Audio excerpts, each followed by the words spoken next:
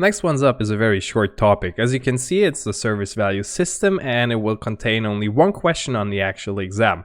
All you need to know is the main structure, the main components, which you can find here on the screen. You can think about this like a recipe, as we mentioned before, right? We had the 4 dimensions, which are the very basic ingredients like salt, pepper, sugar, and stuff like that. And these are the additional ingredients which give it the special flavor of a successful service management organization. Okay, so we're going to talk about the guiding principles. We're going to have governance, service value chain, the practices, and continual improvement.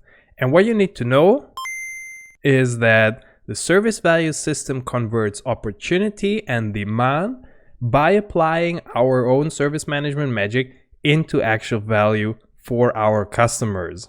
The guiding principles will be part of our course here, as will be the practices and continual improvement and the service value chain in a little bit more detail later. But governance is not part of the ITIL 4 foundation exam, so you don't need to worry about that. All ITIL says is that we should rely on a good governance framework, for example, COVID 2019. Since this was a very short topic, we're not gonna have a summary slide on this one, so I'd like to jump right into the next topic.